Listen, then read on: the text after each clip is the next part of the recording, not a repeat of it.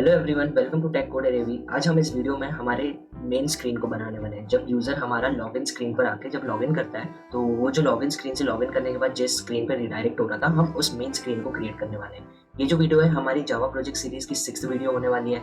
अगर आपने हमारे प्रोजेक्ट की अभी तक प्रीवियस वीडियोस को नहीं देखा है तो आपको ऊपर आई बटन पे क्लिक करना है। वहाँ पर आपको पूरी प्लेलिस्ट मिल रही होगी। आप वहाँ से हमारी पूरी जावा सीरीज को प्लेलिस्ट से सारी वीडियोस को चेक कर सकते हैं। साथ ही साथ में अगर आपने हमारी पिछली वीडियोस को नहीं देखा है, जिससे जो कि बहुत एक इम्पॉर्टेंट वीडियो है हमारे इस जावा प्रोजेक्ट के लिए, उस वीडियो में हमने हमारे जावा प्रोजेक्ट को JDBC कनेक्टिविटी के थ्रू हमारे डेटाबेस से कनेक्ट किया था। वो डेटाबेस जो कनेक्शन होता है वो एक मोस्ट इंपॉर्टेंट टॉपिक है हमारे प्रोजेक्ट के लिए। अगर आप इस प्रोजेक्ट को as a minor project use कर रहे हो या फिर as a major project use कर रहे हो या फिर आप अपने रिज्यूमे में अटैच कर रहे हो, तो आपके लिए ये जो टॉपिक है ये बहुत ही इंपॉर्टेंट टॉपिक होता है। आपसे ये इस टॉपिक के ऊपर आपसे डिफरेंट क्वेश्चंस भी किए जा सकते हैं। तो वो सारी चीज़ें मैंने आपको प्रीवियस वीडियोस में एक्सप्लेन करी थी। तो अगर आपने वो नहीं देखी है तो आपको आई बटन पर लिंक मिल रहा होगा प्रीवियस वीडियो का भी और साथ ही साथ में प्लेलिस्ट का भी।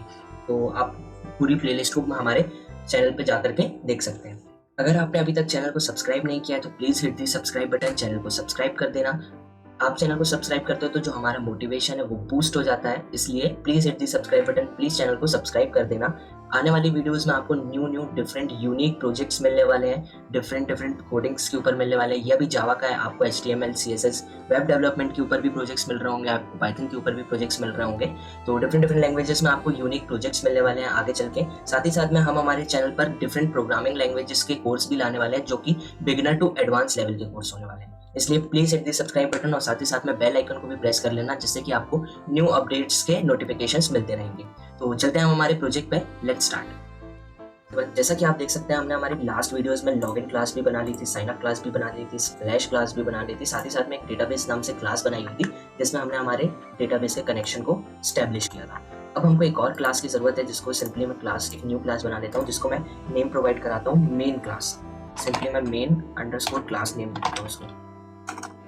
तो सिंपली मैं यहाँ पर मेन अंडरस्कोर क्लास दे देता हूँ। ये जो हमारी जावा की क्लास है ये बनकर रेडी हो गई है। अब इसके अंदर हमको हमारे पूरे मेन स्क्रीन जो है हमारी वो बनाने वाले हैं। तो सिंपली पहले मेन मेथड बना लेता हूँ मैं यहाँ पर। Main public static void main का यूज़ करके मैं यहाँ पर मेन मेथड बना लेता हूँ। ऊपर एक कंस्ट्रक्टर बना लेता हूँ, ठीक है। यहाँ पर जो हमारा कंस्ट्रक्टर का नेम होने वाला है वो एज इट इज़ हमारी क्लास के नेम होता है, जैसे कि मैंने आपको स्टार्टिंग से बताते हुए आ रहा हूँ। अब यहाँ पर मैं न्यू मेन क्लास के नाम से एक ऑब्जेक्ट बना लेता हूँ। तो हमारा कंस्ट्रक्टर भी रेडी है, हमारा ऑब्जेक्ट भी रेडी है। अब हमको हमारे फ्रेम को बनाना है। हमको हमारे फ्रेम बनाने के लिए, जैसे कि अभी हम सेट साइज सेट विजिबिलिटी कर रहे थे, तो अब हम इस वीडियो में सेट साइज सेट विजिबिलिटी को नहीं सेट करने वाले। हमारे पास एक और शॉर्टकट होता है, मीन्स एक मेथड और होता है हमारे पास, उसको हम यूज़ करेंगे और उसका लेआउट जो होगा वो सेट करके हम उसको यूज़ करने वाले हैं। तो सिंपली यहाँ पर मैं क्या करता हूँ, यहाँ पर मैं पहले सेट विजिबिलिटी कर देता हूँ। पहले तो सबसे फर्स्ट चीज़ अपन भूल गए यहाँ पर, वो ये है कि एक्सटेंड करवाना पड़ेगा हम क्लास। तो आप सिंपली एक्सटेंड करवा लेते हैं जे फ्रेम से क्लास को एक्सटेंड करवा लिया। अब हम सबसे फर्स्ट चीज़ करते हैं वो विजिबिलिटी कर देते हैं, सेट विजिबिलिटी करते हैं, वो हो जाएगी ट्रू, ठीक है। सेट विजिबिलिटी हो गई ट्रू। अब जो हमारा नेक्स्ट है वो एक लेआउट, नहीं पहले लेआउट के लिए पहले फ्रेम को लेना पड़ेगा। अब जो हमारा फ्रेम होने वाला है उसको हम साइज भी दे सकते हैं, हमारे स्क्रीन के अकॉर्डिंग साइज दे सकते हैं फुल लेने के लिए, बट हम यहाँ पर उसका यूज़ नहीं करेंगे। हम यहाँ पर सेट एक्सटेंडेड स्टेट का यूज़ करने वाले हैं, ठीक है। तो सिंपली मैं यहाँ पर सेट एक्सटेंडेड स्टेट कर देता हूँ और यहाँ पर जो हमारा जे फ्रेम देने वाला है, जे फ्रेम डॉट यहाँ पर मैक्सिमाइज बोथ कर देते हैं, ठीक है। तो यहाँ पर ये करते हैं और उसके बाद हम हमारे प्रोग्राम को जैसे ही रन करेंगे तो हमारा जो फ्रेम होगा वो हमारी स्क्रीन के अकॉर्डिंग आ जाएगा, फुल साइज का जो फ्रेम आएगा हमारा। जैसे कि आप देख सकते हो हमारा जो फ्रेम है वो फुल साइज का फ्रेम आया हमारे स्क्रीन के अकॉर्डिंग, ठीक है। अब अभी तक हम हमारे फ्रेम पर जो लेआउट यूज़ कर रहे थे वो लेआउट कैसे यूज़ कर रहे थे, हम हमारा लेआउट को सिंपली नल कर देते थे और नल करने के बाद हम हमारे लेआउट में एलिमेंट्स को सेट करते थे। बट अब हम यहाँ पर लेआउट डिफरेंट यूज़ करने वाले हैं। हम यहाँ पर एक फ्लो लेआउट का यूज़ करने वाले हैं। तो सिंपली उस लेआउट को यूज़ करने के लिए हमको सेट लेआउट करना पड़ेगा और यहाँ पर जो हम नल करते थे, नल की जगह अभी हम सिंपली यहाँ पर न्यू फ्लो लेआउट का यूज़ कर देते हैं। तो सिंपली अभी हम यहाँ पर फ्लो लेआउट का यूज़ कर रहे हैं, ठीक है। तो हमारा जो फ्रेम का साइज था वो हमने कर दिया है सेट, लेआउट भी कर दिया है हमने सेट और हमारा फ्रेम की विजिबिलिटी को भी कर दिया है ट्रू। तो जो हमारा फ्रेम है वो तो बन गया। अब हमको हमारे फ्रेम के अंदर कंपोनेंट्स चाहिए। जैसा कि मैंने आपको दिखाया था अभी, हमारी जो सैम्पल स्क्रीन मैंने आपके सामने शो करवाई थी, उसमें हमारे पास सिर्फ बैकग्राउंड में एक इमेज थी और ऊपर menu bar, task bar type का हमने बनाया हुआ था, उसके अंदर हमारे सारे एलिमेंट्स थे। उस एलिमेंट्स पे जाकर होवर अगर कोई कर रहा था तो वहाँ से एक ड्रॉप डाउन अपन को शो हो रहा था, ठीक है। तो उसके लिए पहले अभी हम क्या करते हैं, सबसे फर्स्ट चीज़ हमारे पास क्या होने वाली है कि हमको हमारी जो इमेजेस हैं उन इमेजेस को हमको हमारे आइकन फोल्डर के अंदर पेस्ट करवाना होगा, है ना। तो सिंपली अभी क्या करते हैं, अपन यहाँ पर ये लेते हैं और ओके करवा देते हैं। तो जितनी भी हमारी इमेजेस हैं वो हमारी इमेजेस सारी हमारे आइकन फोल्डर के अंदर आ चुकी हैं। हमारी जो इमेजेस हैं वो इमेजेस हमारी सभी आइकन फोल्डर के अंदर आ चुकी हैं। तो ये सारी इमेजेस का मैं आपको डिस्क्रिप्शन बॉक्स में लिंक प्रोवाइड करवा दूंगा, आप वहाँ से सिंपली उनको डाउनलोड करके अपने आइकन फोल्डर के अंदर पेस्ट कर सकते हैं। आपको अगर मेन प्रोजेक्ट की मेन विंडो मेन फोल्डर पर नहीं आना है, आपको सिंपली इंटेलिज आइडिया पर ही आपको आपके सारे आइकन्स को पेस्ट करना है, तो आप सिंपली आइकन फोल्डर पर राइट क्लिक करेंगे जैसे, तो आपको यहाँ पर पेस्ट का ऑप्शन मिलता है। आप इस पर क्लिक करके ओके पर क्लिक करेंगे तो आपके सारे आइकन्स जो होंगे वो आपके फोल्डर के अंदर पेस्ट हो जाएंगे, ठीक है। अब हमारे जो सैंपल में देखा था, अब हमको इमेज चाहिए हमारे बैकग्राउंड में, ठीक है। तो इमेज सेट करना तो आपको बनने लगा है, ठीक है। अब इमेज सेट करने के लिए अब लेआउट और विजिबिलिटी में सबसे नीचे रखूंगा, ठीक है। बीच में मैं पूरा कोड करने वाला हूँ। आप चाहो तो सेट एक्सटेंडेड स्टेटस जो है उसको भी नीचे कर सकते हो, बट मैं नीचे नहीं करूँगा, मैं ऊपर ही रखता हूँ उसको, ठीक है। अब हमको बैकग्राउंड में इमेज चाहिए, तो सिंपली जैसा कि हम इमेज को ऐड करते थे वैसे ही हम इमेज आइकन की हेल्प से हमारे इमेज को सेट करते हैं, ठीक है। तो यहाँ पर इमेज देता हूँ, इमेज आइकन, इसको मैं नेम दे देता हूँ, सिंपली इमेज आइकन दे देता हूँ। इक्वल्स टू लेते हैं, न्यू इमेज आइकन लेते हैं, यहाँ पर क्लास लोडर जो होता है उसको लेते हैं, और साथ में हमारे URL जहाँ पर प्रोवाइड करवाना होता है उसको क्या देते हैं, get system resource. Get system resource के अंदर अब हम दे देते हैं, हमारा इमेज किस फोल्डर के अंदर है, आइकन। इमेज मैंने जो अभी नाम रखा है वो ebs.png के नाम से, ठीक है। सॉरी, मैंने इसको इन्वर्टेड कॉमा में नहीं किया, इन्वर्टेड कॉमा के अंदर आने वाला था ये, तो इसको icon/ebs.png के नाम से देता हूँ, ठीक है। अब जो इमेज है वो हमारी इमेज आइकन के अंदर आकर के सेव हो चुकी है। अब जो इमेज है उसको हम डायरेक्टली नहीं करवा सकते, पहले उसको स्केल करवाना होगा। तो इमेज को पहले स्केल करवा लेते हैं, ठीक है। इमेज यहाँ पर सिंपली मैं इमेज ले लेता हूँ इक्वल्स टू, अब जो हमारी फर्स्ट थी वो क्या था, image icon dot gate image. साथ ही साथ में स्केल करने के लिए गेट स्केलर इंस्टेंट का यूज़ करना पड़ता है, तो सिंपली यहाँ पर गेट स्केलर इंस्टेंट ले लेते हैं। हमारी जो इमेज है उसकी जो ब्रेथ है, ठीक है, हमारी जो इमेज की ब्रेथ है वो मैंने रखी हुई है 1530, 1530, ठीक है। तो ये ब्रेथ हो गई हमारी। अब जो हाइट है हमारी वो मैंने 830 रखी हुई है, ठीक है। तो यहाँ पर 830 हाइट दे देता हूँ, और साथ ही साथ में जो इमेज है उसको स्केलर डिफॉल्ट ही करेंगे, जैसा कि अभी तक हम करते हुए आ रहे थे। तो हमारी जो इमेज है वो स्केल भी हो चुकी है। अब इमेज को हम क्या करने वाले हैं, हमारे फ्रेम पर लगाएंगे। फ्रेम पर लगाने के लिए वापस से हमको इमेज आइकन बनाना पड़ेगा। वापस से इमेज आइकन को बनाते हैं, इसको मैं दे देता हूँ इमेज आइकन 2 दे देता हूँ, इमेज आइकन 2 दे देता हूँ इसको सिंपली, ठीक है। तो ये इमेज आइकन 2 हो गया। साथ में न्यू इमेज आइकन, इसके अंदर मैं हमारी इमेज को पास करवा देता हूँ। अब हम हमारे जे लेबल की हेल्प से हमारे फ्रेम में हम हमारी इमेज को ऐड कर सकते हैं। तो सिंपली मैं यहाँ पर इमेज लेबल ले लेता हूँ, ठीक है। Image label equals to new J label, इसके अंदर अब मेरे को पास करवाना पड़ेगा इमेज आइकन 2 को। सिंपली यहाँ पर इमेज आइकन 2 को पास करवा देते हैं। ऐड की मदद से हम हमारे फ्रेम में इमेज लेबल को ऐड कर लेते हैं, ठीक है। अब वापस से हम हमारे प्रोग्राम को रन करके देखेंगे तो हमारी इमेज जो होगी वो हमारे फ्रेम पर आ चुकी होगी, परफेक्ट। अब देख सकते हो हमारी जो इमेज है वो परफेक्टली हमारे फ्रेम पर आ गई है, ठीक है। अब जो इमेज के साइड में नीचे आप देख सकते हो यहाँ पर स्पेस दिख रहा होगा आपको बॉटम में, बिल्कुल। तो वो स्पेस को अभी हम कैंसिल नहीं करेंगे, क्योंकि जो हमारा यहाँ पर जो मेन्यू बार आने वाला है, ठीक है, तो वो मेन्यू बार हमारा जब आएगा तो हमारी इमेज ऑटोमेटिकली नीचे शिफ्ट हो जाएगी, ठीक है। इसलिए अभी हम हमारी इमेज को नीचे से बॉटम से सेट नहीं करेंगे, सिंपली हम हमारे नेक्स्ट स्टेप की तरफ चलते हैं। इसको क्लोज करते हैं। अब आते हैं हमारे नेक्स्ट स्टेप पे। नेक्स्ट स्टेप हमारा क्या होने वाला है, नेक्स्ट स्टेप हमारा है कि हमको मेन्यू बार लगाना है हमारे फ्रेम पर। हमको हमारे फ्रेम पर मेन्यू बार को यूज करना है, ठीक है। तो मेन्यू बार को यूज करने के लिए कैसे क्या किया जाता है, तो मेन्यू बार को लगाने के लिए हमारे पास फंक्शन होता है जे मेन्यू बार का।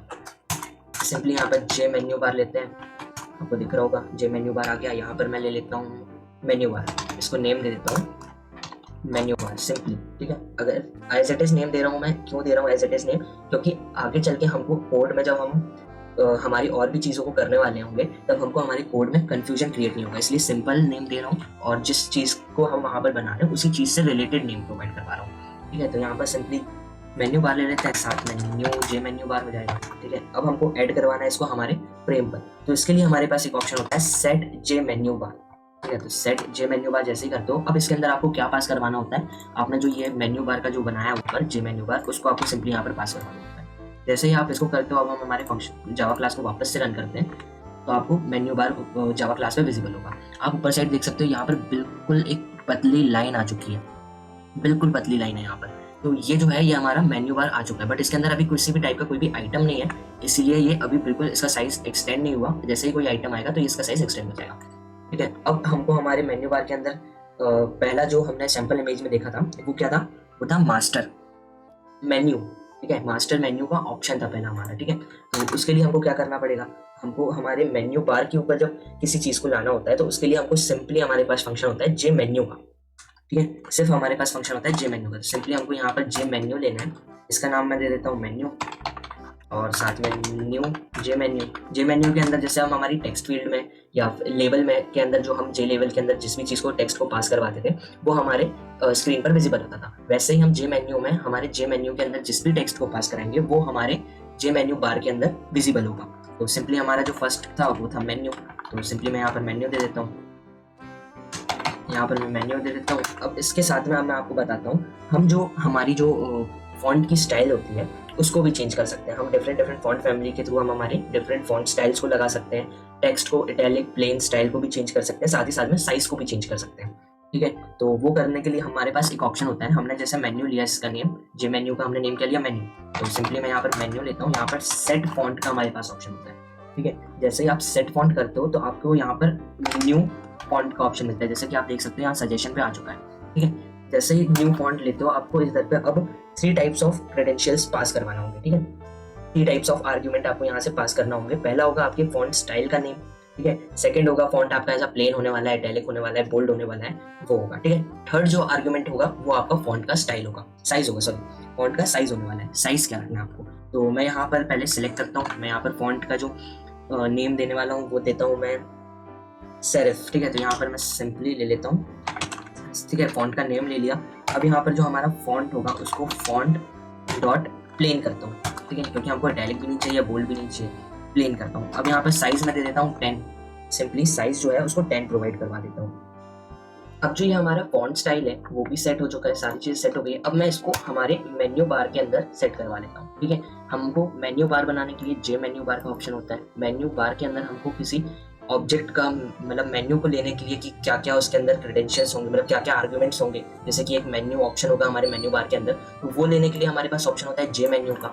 ठीक है, तो उसको अब हम ऐड करवा लेते हैं हमारे मेन्यू बार के अंदर। तो सिंपली मैं यहाँ पर मेन्यू बार लेता हूँ, डॉट ऐड, और ऐड कर देता हूँ हमारे मेन्यू को। सिंपली जैसे ही ये करते हैं वापस प्रोग्राम को रन करके देखते हैं,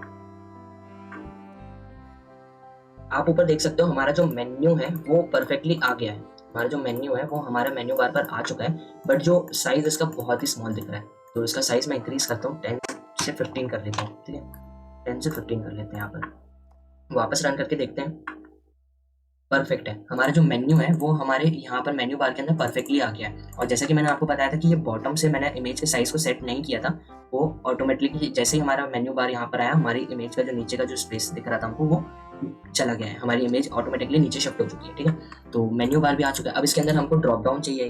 ठीक है, जो जैसे इसके ऊपर होवर होगा या फिर क्लिक होगा तो हमारे पास ऑप्शंस आने वाले हैं, तो वो ऑप्शंस को क्रिएट करते हैं हम। तो उन ऑप्शंस को क्रिएट करने के लिए अब हमारे पास ऑप्शन होता है, इस फंक्शन होता है, वो क्या होता है, जे मेन्यू आइटम का। ठीक है, अब हमने हमारे मेन्यू बार बनाया जे मेन्यू बार के फंक्शन से, तो जे मेन्यू बार के अंदर हमने हमारा मेन्यू को बनाया जे मेन्यू के ऑप्शन से। ठीक है, अब जे मेन्यू के अंदर हमको कुछ आइटम्स डालना है, तो वो कैसे ला सकते हैं, हमारे पास फंक्शन होता है जे मेन्यू आइटम का। ठीक है, सिंपली अब हम यहाँ पर क्या करते हैं, जे मेन्यू आइटम को लिखते हैं। ठीक है, जे मेन्यू आइटम, यहाँ पर फर्स्ट जो हमारा होने वाला है वो होने वाला है न्यू कस्टमर।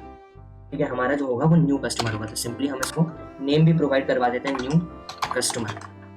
ठीक है, new customer equals to new J menu item. इसके अंदर हमको टेक्स्ट पास कराना होगा जो हमको विजिबल करवाना है, तो यहाँ पर सिंपली न्यू कस्टमर दे देते हैं और इसको क्लोज कर देते हैं। अब हमको क्या करना है, इसकी भी फॉन्ट सेट फॉन्ट करना पड़ेगा, फॉन्ट स्टाइल को भी इसकी भी सेट करेंगे। इसकी फॉन्ट स्टाइल को डिफरेंट रखेंगे हमारे मेन्यू वाले फॉन्ट स्टाइल से, तो इसको मैं सिंपली यहाँ पर क्या करता हूँ, न्यू कस्टमर लेते हैं, डॉट सेट फॉन्ट कर देते हैं। सेट फॉन्ट करके पहला हमको न्यू फॉन्ट यहाँ पर पास करवाना होगा, तो सिंपली यहाँ पर न्यू फॉन्ट दे देते हैं। और अब इसके अंदर हमको हमारे स्टाइल को देना होगा, तो हमारी जो फॉन्ट स्टाइल होने वाली है वो होगी मोनोस्पेस्ड। ठीक है, हमारी जो स्टाइल होने वाली है वो होने वाली है मोनोस्पेस्ड इसके अंदर, तो सिंपली हम यहाँ पर नेम दे देते हैं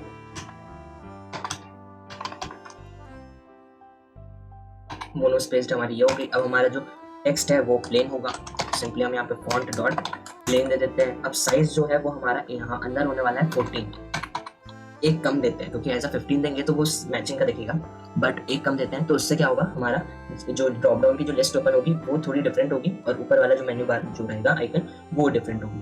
ठीक है, अब इसके अंदर हमको हमारी इमेज भी देना है, एक आइकन भी सेट कराना है हमको। ठीक है, अभी जैसे मैं आपको दिखाता हूँ, सिंपली ऐड करके दिखाता हूँ। तो हमारा जो मेन्यू है उसके अंदर हमको सेट करना है, तो हमने हमारा मेन्यू ले लिया जो ये बनाया था, इसको डॉट ऐड फंक्शन की मदद से हम ऐड करवा देंगे हमारे न्यू कस्टमर को। ठीक है, इसको ऐड करके एक बार दिखाता हूँ आपको रन करके।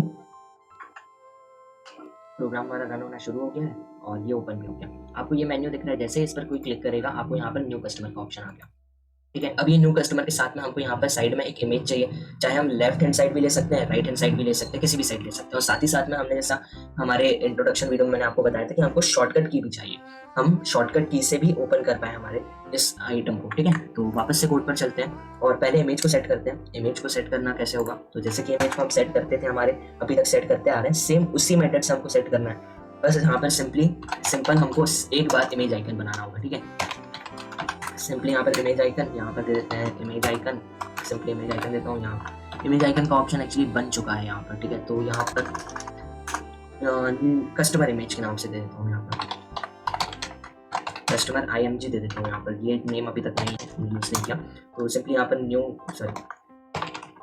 इमेज आइकन लेते हैं। अब इसके अंदर हमको क्या करना है, हमारी इमेज को गेट करना है। सिंपली क्लास लोडर का यूज करेंगे, डॉट गेट सिस्टम रिसोर्स। इसके अंदर हमको हमारी इमेज का URL पास कराना होता है, तो सिंपली आइकन स्लैश हमारा जो इमेज है वो है हमारी न्यू कस्टमर के नाम से, सिंपली हमारी न्यू कस्टमर डॉट PNG के नाम से है। तो न्यू PNG दे देते हैं, तो हमारी इमेज आइकन के अंदर आकर के सेव हो चुकी है। अब जो होगा उस इमेज को हमको स्केल करना होगा। ठीक है, उस इमेज को हमको स्केल करना होगा। अगर आप यहाँ पर किसी अनदर इमेज को यूज कर रहे हैं जो मैं प्रोवाइड करा रहा हूँ, अगर आप वो इमेज को यूज नहीं कर रहे हैं, आप किसी अनदर इमेज को यूज कर रहे हैं, तो ट्राई करना वो जो इमेज हो जो आप यूज करो वो इमेज या फिर 24x24 की हो या फिर 20x20 की। तो उससे क्या होगा, आपकी जो इमेज है वो परफेक्ट साइज में आएगी और जो उसके पिक्सल्स होंगे वो भी थोड़े बहुत क्लियर होंगे। पूरे क्लियर नहीं होते क्योंकि कुछ ना कुछ थोड़ा बहुत ऊपर नीचे हो ही जाता है पिक्सल में, बट बिल्कुल परफेक्ट लाने के लिए आपको बिल्कुल एग्जैक्ट 24x24 की ही आइकन का यूज करना होगा। ठीक है, तो यहाँ पर अभी क्या करते हैं, स्केल करते हैं इमेज को। तो सिंपली यहाँ पर इमेज दे देते हैं, यहाँ पर कस्टम इमेज दे देते हैं, कस्टमर IMG दे देते हैं। ठीक है, कस्टमर इमेज दे देते हैं इसको, is equals to new image. क्या हुआ, सॉरी गलती करी मैंने, तो नहीं सॉरी, यहाँ पर हमको तो स्केल करना है ना, मैं भी भूल गया। यहाँ पर तो हमको स्केल करना है, तो यहाँ पर हमको कस्टमर इमेज जो ऊपर हमने गेट करी है पहले उसको लेना पड़ेगा, गेट इमेज, फिर उसके बाद हमको लेना पड़ेगा हमारे गेट स्केलर इंस्टेंट को। ठीक है, इसके अंदर पास करवाना पड़ेगा हमको ब्रेथ, तो इमेज का साइज हमारा 20 है, हाइट हमारी 20 है। सिंपली इमेज को स्केलर डिफॉल्ट कर देते हैं। ठीक है, और ये हमारा इसको क्लोज कर देते हैं। अब जैसा कि अभी तक हम करते आ रहे थे, अब वापस से हमारी इमेज को सेट करवाने के लिए हम क्या करते थे, जे लेबल के अंदर लेते थे, बट यहाँ पर ऐसा नहीं होगा। हमको यहाँ पर आइकन को सेट करवाना है, तो हमको सिंपली क्या देना है, हमारे न्यू कस्टमर का नेम प्रोवाइड करवाना है जो हमने बनाया। तो हमको सिंपली ये न्यू कस्टमर लेना है, इसको हमको सेट आइकन की हेल्प से हम यहाँ पर इमेज को सेट करवा सकते हैं। फ्रेम पर ले जाने के लिए हम वापस से उसको आइकन में कन्वर्ट करते थे, स्केलर से बनाया, स्केल किया इमेज को, फिर इमेज आइकन में वापस से लेकर गए, फिर इमेज आइकन से फिर जे लेवल पर लेकर गए, फिर उसके बाद हम हमारे फ्रेम पर ऐड करवा सकते थे।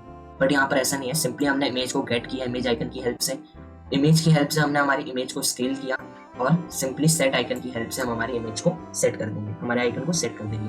तो सिंपली सेट आइकन के अंदर न्यू लेना है आपको, न्यू इमेज आइकन, और इसके अंदर अब हमको हमारा ये जो कस्टमर इमेज वाला नेम है इसको प्रोवाइड करवा देना है। तो सिंपली इसको प्रोवाइड करा देते हैं। अब वापस से हम हमारे क्लास को रन करते हैं, तो आप देखेंगे हमारी जो इमेज होगी वो परफेक्टली हमारी पोजीशन पर आ गई होगी।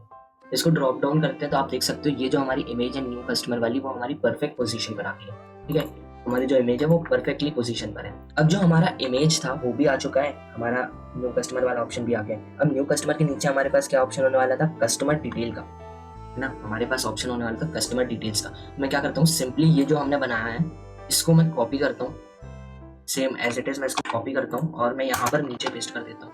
ठीक है, मैं नीचे क्यों पेस्ट कर रहा हूँ, क्योंकि वही सेम चीज़ हमको यहाँ पर टाइप करना होगा, सेम चीज़, इसलिए हम यहाँ पर सिंपली नेम चेंज करते हैं। हमारा क्या था, कस्टमर, नेक्स्ट है कस्टमर डिटेल्स, यहाँ पर कस्टमर डिटेल्स ले लेते हैं सिंपली। ठीक है, इसको कॉपी करता हूँ और यहाँ पर भी पेस्ट कर देते हैं। हमको जो शो करवाना है वो कस्टमर डिटेल्स ही शो करवाना है। इसको कैपिटल T कर देते हैं, इसको कैपिटल C कर देते हैं। ये हो गया हमारा कस्टमर डिटेल्स। हमारा जो फॉन्ट साइज है और स्टाइल है वो तो सेम होने वाली है, उसको हम चेंज नहीं करने वाले हैं। यहाँ पर कस्टमर कस्टमर इमेज थी तो यहाँ पर कस्टमर डिटेल्स इमेज कर देते हैं। सेम चीज़ यहाँ पर भी कर देंगे, ठीक है। तो यहाँ पर भी कस्टमर डिटेल्स होने वाला है, यहाँ पर भी सेम चेंज कर देंगे, तो हमारा ये भी हो जाएगा। और यहाँ से हम इसको कॉपी कर देते हैं, क्योंकि ये नहीं, सॉरी, हाँ, इसको भी चेंज करवाना है ना, ये वाला जो पार्ट है हमारा, इसको भी चेंज करवाना है ऐड, तो हमको इसको करवाना होगा। तो सिंपली इसको कॉपी करके हम इसको ऐड करवा लेते हैं। अब जो हमारा जो इमेज है उसको चेंज करना होगा, इमेज की लोकेशन भी तो चेंज करनी होगी। तो हमारी जो इमेज है वो कस्टमर डिटेल्स डॉट png के नाम से ही है, ठीक है। हमारी जो इमेज है वो कस्टमर डॉट png के नाम से, तो उसको ले लेते हैं कस्टमर डिटेल्स के नाम से, DTILS, ठीक है। यहाँ पर जो हमारी इमेज है वो कस्टमर डिटेल्स के नाम से, एक बार आपको दिखा देता हूँ। ये है हमारी जो ये वाली इमेज हमारी आने वाली है, हमारे आइकन की एज अ आइकन आने वाली है, ठीक है। तो ये हो गया हमारा इमेज स्केल भी हो गया, यहाँ भी चेंज कर दिया। अब वापस से क्लास को रन करते हैं हम हमारी। आप देख सकते हो मेन्यू के अंदर कस्टमर डिटेल्स का ऑप्शन आ चुका है, बट ये कस्टमर आइकन नहीं आया है, और ये कस्टमर डिटेल्स वाला जो है ये बोल्ड में फॉर्मेट हो गया। क्यों, चेक कर लेते हैं एक बार कहाँ पर हमने मिस्टेक करी है। हाँ, यहाँ पर हमने न्यू कस्टमर, ये जो कस्टमर यहाँ पर हमने चेंज नहीं किया ना, इसको भी चेंज करना था हमको, ठीक है। इसको भी चेंज करना था और साथ ही साथ में इसको भी तो चेंज करना था। हाँ, अब जो हमारी इमेज है और हमारा जो फॉन्ट स्टाइल है वो परफेक्टली आने वाला है हमारे फ्रेम पर। आप देख सकते हो ये दोनों चीज़ें परफेक्टली आ गई हैं यहाँ पर, ठीक है। अभी भी कुछ कंफ्यूजन है, अभी भी कोई दिक्कत हुई, हमने अभी भी कुछ चीज़ चेंज नहीं करी है, अभी भी हमने इसको चेंज नहीं किया, तो इसको भी तो चेंज करना है। अभी जो है यहाँ, अब जो हमारी दोनों इमेज है वो परफेक्टली हमारे फ्रेम पर आ चुकी है। न्यू कस्टमर वाला भी परफेक्टली आ चुका है, कस्टमर डिटेल्स भी परफेक्टली हमारे फ्रेम पर आ चुका है, ठीक है। अब जो नेक्स्ट ऑप्शन है हमारे पास, जो नेक्स्ट चीज़ है हमारे पास, वो है हमारी डिपॉजिट डिटेल्स, जो कि हमको हमारे मेन्यू बार के ही अंदर चाहिए, ठीक है। डिपॉजिट डिटेल्स हमारी नेक्स्ट है वाली है, तो डिपॉजिट डिटेल्स के लिए भी सेम इसको कॉपी मारते हैं, कॉपी ही करेंगे, क्योंकि इसको इतना बार बार टाइप करने का मतलब नहीं है। अगर आप कर सकते हो, आप क्यों करने वाले हो इस चीज़ को, रेगुलर टाइप करने से आपकी टाइपिंग की प्रैक्टिस भी होगी, और जो जे मेन्यू आइटम है, ये जो फंक्शंस का हम यूज़ कर रहे हैं, ये फंक्शंस आपको बार बार कॉल बैक होते रहेंगे, तो आपको प्रैक्टिस भी होने वाली है। इसलिए आप कॉपी पेस्ट मत करना, आप ट्राई करो। अगर आपको इतना टाइपिंग की प्रैक्टिस नहीं है या फिर इतने फंक्शंस स्विंग के आपको नहीं आते हैं, तो आप ट्राई करो कि इसको जस्ट टाइप कर पाओ, कॉपी पेस्ट ना करो, टाइप करो आप इसको। तो इससे आपको कॉन्सेप्ट भी आपके माइंड में बैठने लगेंगे, प्रोजेक्ट एंड होते होते तक, एंडिंग तक आपको जो कॉन्सेप्ट्स है वो आपको याद हो जाएंगे कि हमने कहाँ पर क्या यूज़ किया था, ठीक है। अगर आप कॉपी पेस्ट करोगे तो आपका प्रोजेक्ट तो बन जाएगा, बट आपकी प्रैक्टिस नहीं होगी और आपको कॉन्सेप्ट्स नहीं आने वाले, ठीक है। तो इसलिए जितना हो सकता है उतना टाइप करने वाले हो। मैं यहाँ पर टाइम बचाने के लिए, क्योंकि अगर इसको मैं मैनुअली टाइप कर करके बनाऊंगा तो जो वीडियो है वो बहुत ही लंबी होने वाली है, इसलिए मैं अभी यहाँ पर सिंपली कॉपी पेस्ट कर रहा हूँ, ठीक है। अब हमारा जो नेक्स्ट ऑप्शन है वो डिपॉजिट डिटेल्स का ऑप्शन है, तो यहाँ पर सिंपली इसको कट करते हैं, यहाँ पर डिपॉजिट डिटेल ले लेते हैं।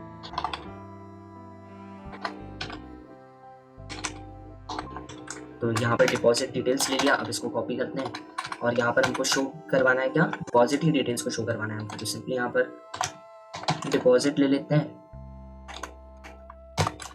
ठीक है। यहाँ पर आ गया डिपॉजिट और आ गया डिटेल्स, ठीक है। हमारा डिपॉजिट डिटेल्स भी हो गया, फॉन्ट स्टाइल, फॉन्ट फैमिली हमको कुछ भी चेंज नहीं करना है। इसको कॉपी करते हैं, इसको यहाँ पेस्ट कर देते हैं, इसको कॉपी करते हैं और इसको भी यहाँ पर पेस्ट कर देते हैं, ठीक है। इसको वापस कॉपी करते हैं और इसको यहाँ पर भी पेस्ट कर देते हैं। अब जो हमारी इमेज है, हमारी जो इमेज है वो अब हमको लेना पड़ेगी, यहाँ पर नेम भी तो चेंज कराना पड़ेगा। सिंपली यहाँ पर डिपॉजिट डिटेल्स इमेज के नाम से ले लेता हूँ, यहाँ पर भी डिपॉजिट डिटेल इमेज के नाम से लेता हूँ, यहाँ पर चेंज कर देते हैं, साथ ही साथ में इसका यहाँ पर भी चेंज कर देते हैं, जिससे कि ज़्यादा कोई प्रॉब्लम नहीं होगी, ठीक है। तो ये यहाँ पर भी चेंज हो गया। अब हमको हमारी URL चेंज करना होगा हमारी इमेज का, तो हमारी इमेज जो है वो डिपॉजिट डिटेल्स के नाम से ही है, एज इट इज़ हमारी डिपॉजिट डिटेल्स के नाम से ही है हमारी image, deposit details dot png के नाम से, जैसे कि आप देख सकते हो डिपॉजिट डिटेल्स डॉट png के नाम से। वापस अब हम हमारे इस क्लास को रन करते हैं और आप देखेंगे हमारा डिपॉजिट डिटेल्स वाला भी ऑप्शन आ चुका होगा। जैसे इसको टच किया, यहाँ पर टैप किया, आप देख सकते हो डिपॉजिट डिटेल भी परफेक्टली हमारे फ्रेम पर आ गया है। अब इसके बाद एक और नेक्स्ट ऑप्शन है हमारे पास, डिपॉजिट डिटेल्स के बाद भी हमारे पास और भी ऑप्शन है। क्या ऑप्शन है हमारे पास नेक्स्ट ऑप्शन हमारे पास था कैलकुलेट बिल का, जहाँ पर एडमिन जो है वो यूजर का बिल कैलकुलेट करवा रहा था ना, कैलकुलेट बिल का भी ऑप्शन है हमारे पास। ये थर्ड ऑप्शन था। अब हमारे पास आने वाला है फोर्थ। सिंपली कॉपी पेस्ट में वापस से करने वाला हूँ, ठीक है। तो यहाँ पर अब जो है हमारा ऑप्शन वो है कैलकुलेट बिल का, तो सिंपली यहाँ पर नेम हम प्रोवाइड करा देते हैं कैलकुलेट बिल। सिंपली यहाँ पर कैलकुलेट बिल दे देता हूँ और साथ ही साथ में इसी को कॉपी एंड पेस्ट मारता हूँ। यहाँ पर भी कैपिटल हो जाएगा, जिसमें अच्छा दिखेगा। स्मॉल ले सकते हैं लेकिन क्लीन देखना चाहिए ना। हम जो प्रोजेक्ट बना रहे हैं वो एज अ परफेक्ट बनाने वाले हैं, किसी भी टाइप की कोई भी मिस्टेक नहीं रखने वाले ना हमारे प्रोजेक्ट पे, इसलिए इस प्रोजेक्ट को हम जितना प्रोफेशनल बना सकते हैं उतना बनाने का ट्राई करेंगे। ठीक है, तो कैलकुलेट बिल हो गया, इसको कॉपी करते हैं, इसको पेस्ट करते हैं।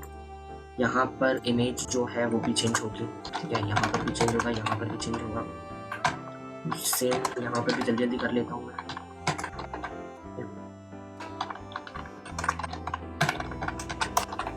ये हमारी सारी चीज़ें चेंज हो चुकी हैं। फॉन्ट स्टाइल को हमको यहाँ पर भी चेंज नहीं करना है, फॉन्ट स्टाइल को हमको यहाँ पर भी चेंज नहीं करना, और हमारी जो इमेज है वो कैलकुलेट बिल के नाम से है, calculate.png।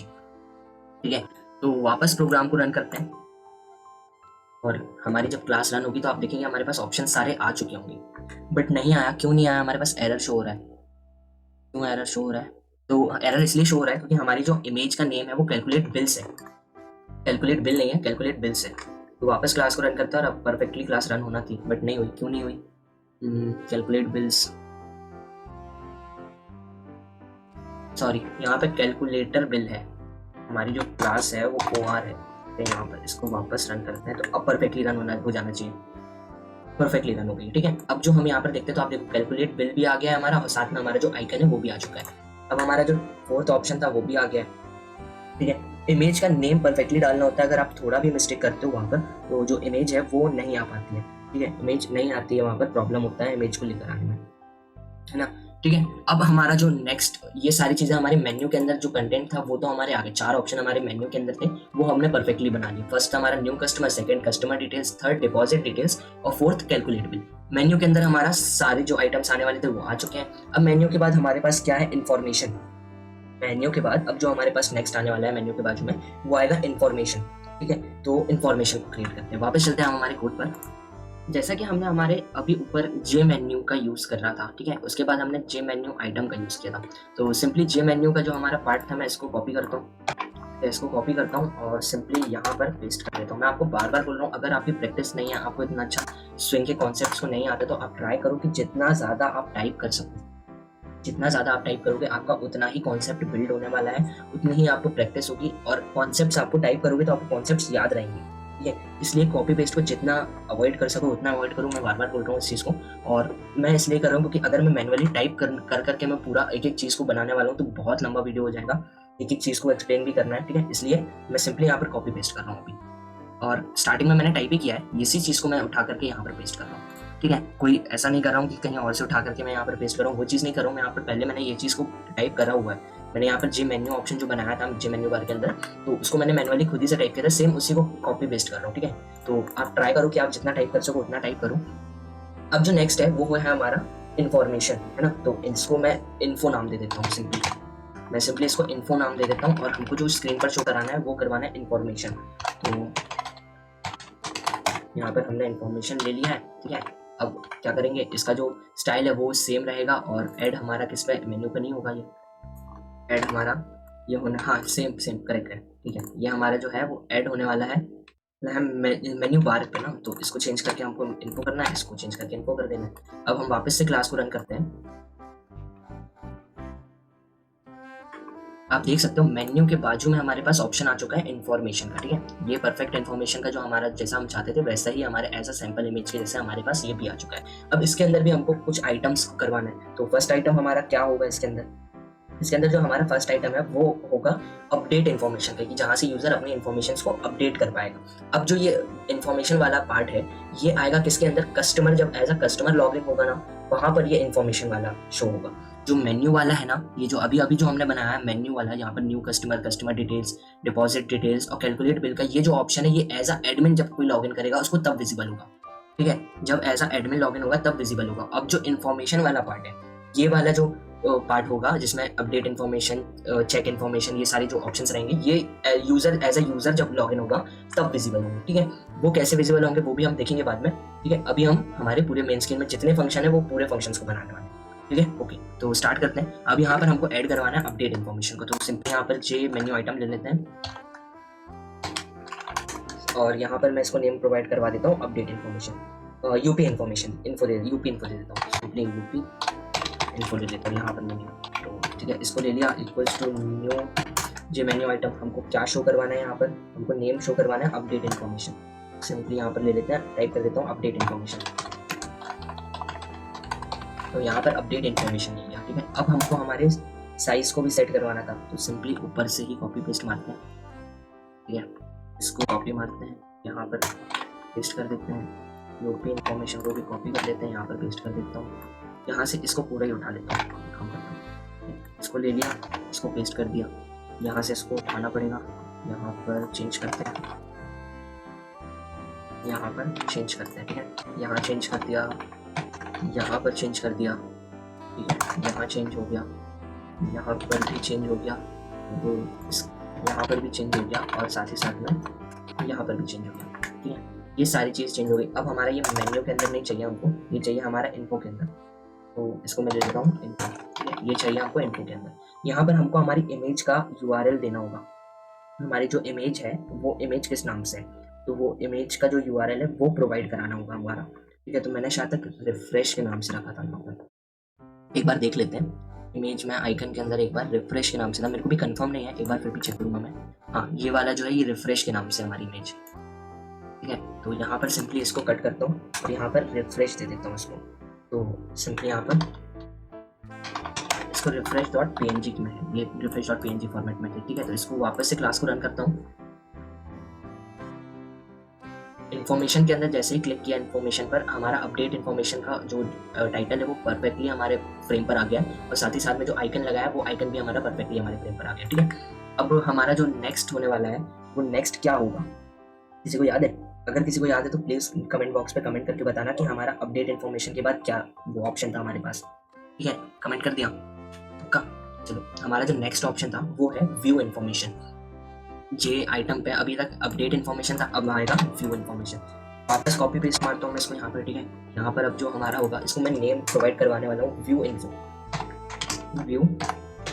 ठीक है। इसको कॉपी करा, यहाँ पेस्ट, यहाँ पर पेस्ट, सिंपली यहाँ पर पेस्ट, और साथ ही साथ में यहाँ पर भी होने वाला है, यहाँ पर भी होगा, और यहाँ पर तो होना ही बहुत ज़रूरी है, यहाँ पर भी होगा, ठीक है। ये सारी चीज़ें हो गई, अब ये सारी चीज़ें अब हमारी आ चुकी हैं। अब हमारा जो इमेज है, अब ये वाली इमेज को कैसे सेट कराना है, अभी तो इमेज भी ठीक है, यहाँ पर तो व्यू इन्फॉर्मेशन करना पड़ेगा। तो ये हो गया हमारा व्यू इन्फॉर्मेशन। अब जो हमारा इमेज का आइकन था इसका इन्फॉर्मेशन के नाम से था शायद, इसको देख लेते हैं, इमेज को भी देख लेते हैं। हाँ, करेक्ट है, इन्फॉर्मेशन के नाम से हमारी इमेज।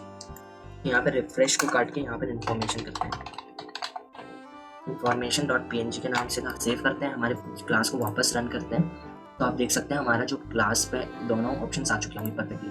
परफेक्ट, हमारा अपडेट इन्फॉर्मेशन भी आ चुका है और व्यू इन्फॉर्मेशन भी आ चुका है, ठीक है। अब बढ़ते हैं हमारे नेक्स्ट स्टेप पर। अब जो हमारे पास नेक्स्ट आने वाला है वो होगा हमारे इन्फॉर्मेशन के बाजू में होगा, वो होगा यूजर, ठीक है। यूजर होगा वो, यूजर जो होगा उसके अंदर हमारे पास भी कुछ ऑप्शंस होने वाले हैं, ठीक है। यूजर भी जो शो होगा वो एज अगर कस्टमर कोई लॉगिन करता है उसके लिए शो होने वाला है, ठीक है।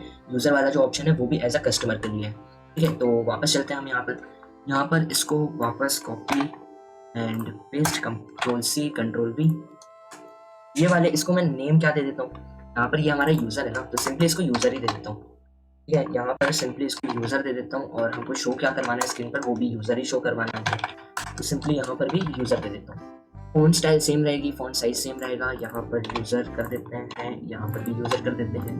अब हमको हमारे यूजर के अंदर भी कुछ आइटम्स को शो करवाना है ना, हमको हमारे यूजर के अंदर भी कुछ आइटम्स चाहिए। तो फर्स्ट क्या है हमारा, पे बिल। फर्स्ट जो होने वाला है हमारा वो यूजर के अंदर होने वाला है पे बिल, है ना। तो यहाँ पर सिंपली पे बिल ले लेता हूँ मैं। यूजर पे जो हमको शो करवाना है वो भी पे बिल करवाना है, सिंपली इसको भी ले लेते हैं, पे बिल कर देते हैं। बी कैपिटल हो जाएगा और पी भी कैपिटल हो जाएगा, ये पे बिल हो गया। इसको कॉपी करते हैं, यहाँ पर पेस्ट, यहाँ पर हाँ नहीं कुछ ये पेस्ट और यहाँ पर भी पेस्ट होगा, साथ ही साथ में यहाँ भी चेंज होने वाला है। इसको भी चेंज करते हैं, इसको भी चेंज कर दिया। अब हमारी सारी चीज़ें सेट हो गई। अब हमको क्या चेंज करना है, एनी गेसेस? चलो मैं बता देता हूँ क्या चेंज करना है। पे का इमेज का आइकन किस नाम से, पे नाम से। सिंपली यहाँ पे पे.png के नाम से बनाया हुआ है। आपने एक चीज़ नोटिस करी होगी, मैं जितने भी नेम्स ले रहा हूँ चाहे वो इमेज का नेम हो, चाहे वो लेबल का नेम हो, चाहे आइटम का नेम हो, या फिर किसी भी चीज़ का जो नेम हमको आईडी जो प्रोवाइड करवाना होती है, एक यूनिक आईडी जो प्रोवाइड कराना होती है, मैं वो जो काम कर रहा है, जो फंक्शन जिस काम को करने वाला है या काम को कर रहा है, उसके अकॉर्डिंग ले रहा हूँ। क्यों उसके अकॉर्डिंग ले रहा हूँ कि हमको बाद में जब हमारे कोड में जब हम बटन्स को भी, ये सारी बटन्स भी होने वाली है, ठीक है, जब इस पर क्लिक होगा, हमारे जैसे पे बिल के ऑप्शन पर क्लिक होगा, जब किसी अनदर विंडो पे भी जाना है, कुछ अनदर ऑप्शन भी खुलने वाले हैं, इसलिए जो ये बाद में जब हम हमारे सारे बटन्स पर कुछ ऑप्शंस लगा रहे होंगे, कुछ फंक्शंस करवा रहे होंगे, तब हमको हमारे बटन्स के नेम को पहचानने में कंफ्यूजन नहीं होगा। पे बिल वाला आया तो पे बिल वाले की आईडी क्या है, सेम पे बिल की है। अगर इसको अभी कुछ और कंफ्यूजन वाली रख देता हूँ तो क्या बाद में हमको प्रॉब्लम होगी, इसलिए एज इट इज सिंपल जितना रख सकते हैं उतना सिंपल कोड को रख रहे हैं जिसमें हमको बाद में कंफ्यूजन क्रिएट ना हो, ठीक है। इसलिए मैं यहाँ पर जितना हो सक रहा है उतना नेम को उसके वर्क के अकॉर्डिंग रख रहा हूँ, और साथ ही साथ में इमेजेस का भी मैंने उसी टाइप से दिया हुआ है कि इतनी सारी इमेजेस में फिर बाद में कंफ्यूजन होगा, अब कब तक एक एक इमेज को ओपन करके देखेंगे, इसलिए जो काम वो इमेज करने वाली है, जहाँ पर जाने वाली है, सेम उसके नेम से दे दो। तो ये हमारा पे जैसे हमने लिया तो हमारा जो है फंक्शन को रन करते हैं, जावा क्लास हमारी रन हो रही है, हमारी जो पे बिल का ऑप्शन होगा वो परफेक्टली आ चुका होगा। तो हमारा जो यूज़र है वो भी हमारी परफेक्टली आ गया है, ठीक है। जैसा आप देख सकते हो ये यूज़र हमारा परफेक्ट आ गया, बट ऐड नहीं हुआ। क्यों नहीं हुआ? हमने हमारे इन्फो के अंदर करवा दिया ना, हमको यूज़र के अंदर करवाना है। इसको ऐड जो करवाना है वो हमको हमारे यूज़र के अंदर करवाना है। तो वापस से क्लास को रन करते हैं, यूज़र पर क्लिक करते हैं तो आप देख सकते हो यहाँ पर पे बिल का ऑप्शन आ चुका है। परफेक्टली हमारा पे बिल का भी ऑप्शन हमारे यूज़र के अंदर आ चुका है, ठीक है। अब हमारा जो नेक्स्ट होने वाला है वो क्या होगा हमारा, जैसा कि हमने हमारे सैंपल इमेज में भी देखा था, नेक्स्ट हमारा जो है वो होगा बिल डिटेल्स का, है ना। बिल डिटेल्स, अब जो हमारा पे बिल के अंदर नीचे हमारे पास जो ऑप्शन आएगा यहाँ पर वो आएगा बिल डिटेल्स का। तो वापस चलते हैं हमारे कोड पर।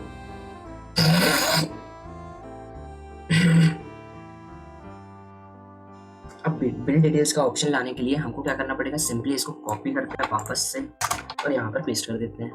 बिल डिटेल्स के लिए यहाँ पर मैं ले लेता हूँ नेम क्या लें, चीज़ी सा चाहिए, बिल डिटेल्स ले लेते हैं। बिल डिटेल्स,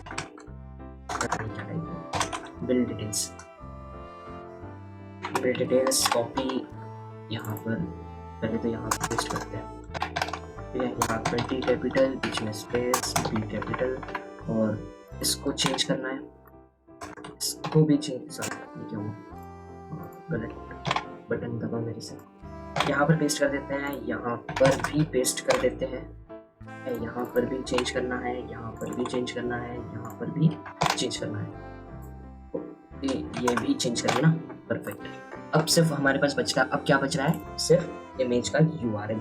अब इमेज किस नाम से ली थी मैंने, इमेज का नाम याद तो नहीं है, देखना पड़ेगा एक बार, डिटेल्स के नाम से लिया था, डिटेल के नाम से नहीं था, डिटेल्स के नाम से था, डिटेल के नाम से था। डिटेल्स वाला इमेज हम आने वाले उसमें यूज़ करेंगे, आने वाले जो और भी क्लासेस हैं उसमें यूज़ करने वाले हैं, है ना। तो इसमें सिंपली हम क्या करते हैं, यहाँ पर डिटेल दे देते हैं, यहाँ पर डिटेल.png देता हूँ मैं, जैसे डिटेल.png देकर के क्लास को रन करते हैं। अब आप देखेंगे हमारी जो जावा की क्लास है वो परफेक्टली रन हो चुकी है, यूज़र के अंदर हमारे पास बिल डिटेल्स का ऑप्शन भी आ चुका है, एज इट इज जैसा हम चाह रहे थे वैसा हमारा बिल डिटेल्स का भी ऑप्शन आ चुका है। वापस चलते हैं अब हमारे जावा कोड पर। यहाँ पर अब जो हमारे पास नेक्स्ट ऑप्शन है, ऑप्शन क्या होगा अब हमारे पास, तो हम आपने देखा था हमारे पास यहाँ पर बिल का भी ऑप्शन है।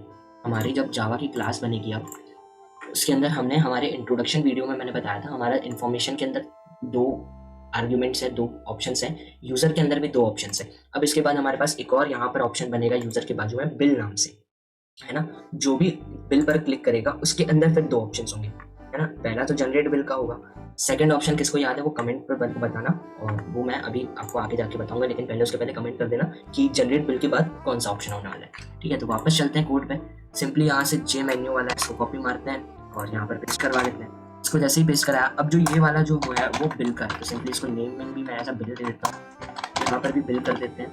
फॉन्ट स्टाइल सारी चीज़ें सेम होने वाली है, जे मेन्यू पर आएगा, यूज़र की जगह यहाँ पर बिल करना होगा, और इसको भी फॉन्ट स्टाइल जो सेट करना है वो हमको बिल पर करना है। सारी चीज़ों में सेव करते हैं, वापस क्लास को रन करते हैं, हमारे पास जो मेन्यू बार पे बिल का ऑप्शन भी शो होने लगेगा, बिल का ऑप्शन भी विजिबल हो गया। अब बिल के अंदर हमको वापस से ऑप्शन डालना है, तो इसके अंदर हम वापस से जे मेन्यू आइटम का यूज़ करेंगे।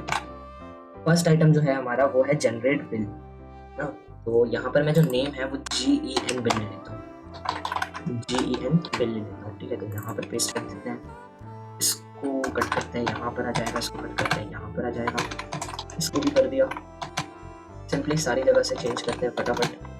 यहाँ पर भी चेंज करना पड़ेगा, इसको भी चेंज करते हैं और इसको भी चेंज करते हैं। यहाँ पर जो है हमारे पास वो क्या होने वाला है, शो, वो होने वाला है जनरेट बिल। तो सिंपली यहाँ पर जनरेट बिल पास करवा देते हैं। यहाँ पर सिंपली जनरेट बिल को पास करवा दिया। अब हमको देना है हमारी इमेज का URL।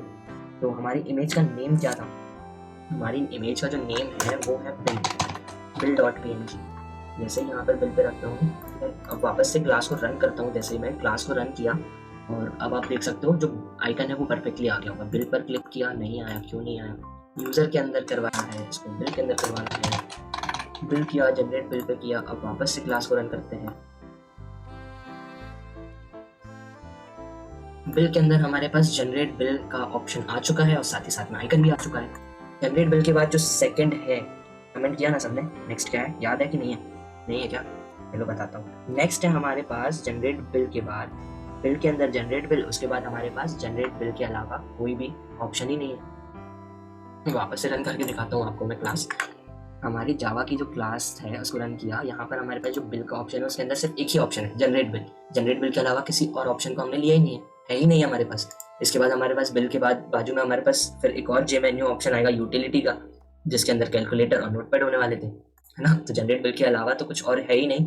तो सिंपली अब क्या करते हैं, वापस चलते हैं कोड में। तो अब बनाते हैं हम हमारा यूटिलिटी का ऑप्शन।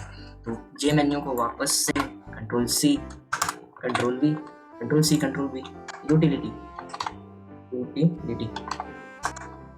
सिंपली नेम भी मैं यहाँ पर यूटिलिटी ही प्रोवाइड करवा देता हूँ और यहाँ पर जो हमको देना है वो भी यूटिलिटी देना है।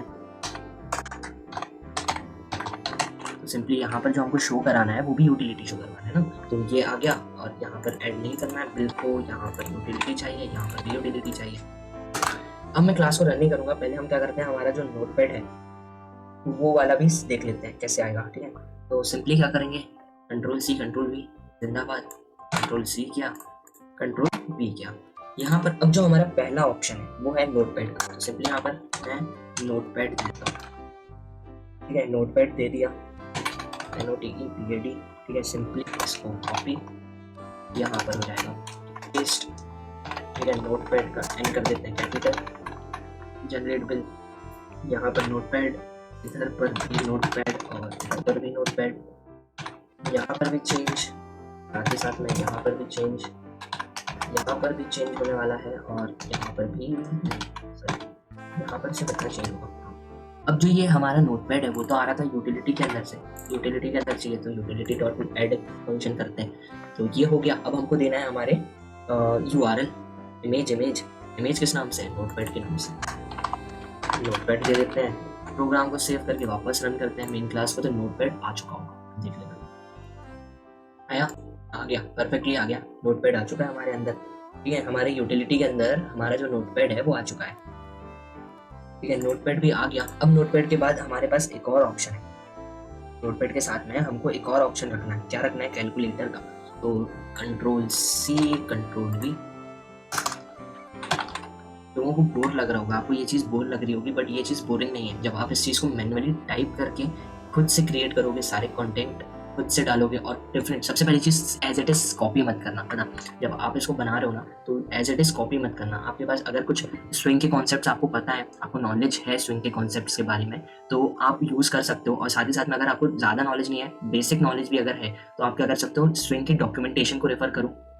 बेस्ट वे आपको बताता हूँ, स्विंग की डॉक्यूमेंटेशन को रेफर करो, वहाँ से कुछ न्यू चीज़ों को उठाओ, ठीक है, और अपना लॉजिक लगा करके यहाँ पर बनाओ। और जिसको स्विंग का बिल्कुल नॉलेज नहीं है कि स्विंग होता क्या है, उनको ये भी नहीं पता है, बट प्रोजेक्ट वो बना रहे हैं, यहाँ से सीखने का ट्राई कर रहे हैं, तो उनके लिए मैं ये बोलूँगा कि आप स्विंग की डॉक्यूमेंटेशन को तो रेफर करो ही करो, कोड में भी एग्जीक्यूट करने की प्रैक्टिस करो, कि कोड में भी उन चीज़ों को लेकर आओ अपने प्रोग्राम में। साथ ही साथ में क्या करो कि आइकन्स की कैसे सेट कर रहे हैं, ये सारी चीज़ें, डिफरेंट आइकन्स को यूज़ करो। मैं ये नहीं बोल रहा सेम आइकन्स को यूज़ करो, आप डिफरेंट आइकन्स को खुद से यूज़ करो, ठीक है। उनका जो साइज़ है उनको चेंज करो, थोड़ा सा पैनल का साइज़ चेंज करो, पैनल का डिज़ाइन चेंज करो। जैसे कि मैं आपको बताता हूँ, आपने जैसे कि अभी ये लिया, अभी पहले इसको क्रिएट करता हूँ, उसके बाद एक चीज़ बताऊँगा कि आप बैकग्राउंड भी सेट कर सकते हो आप अपने पैनल का, है ना।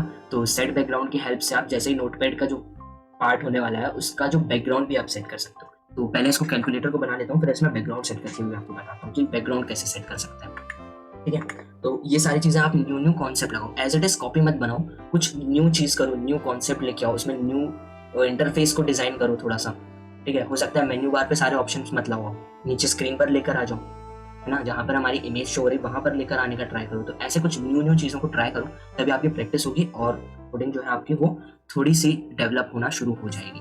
तो जितना प्रैक्टिस करोगे उतना आप अच्छा हो जाओगे, ठीक है। तो मैं बैकग्राउंड वाला भी आपको बताऊंगा, जैसे कि अभी मैंने नहीं किया, अभी जो डिफॉल्ट बैकग्राउंड कलर अपन को मिलता आ रहा है अपन उसी को यूज़ कर रहे हैं, बट उसको भी अपन चेंज कर सकते हैं, अपन पूरे इंटरफेस को कस्टमाइज कर सकते हैं अपने अकॉर्डिंग, ठीक है। तो पहले इसको कैलकुलेटर बनाते हैं, इसको सिंपली नेम दे देता हूँ मैं, क्या, कैलकुलेटर।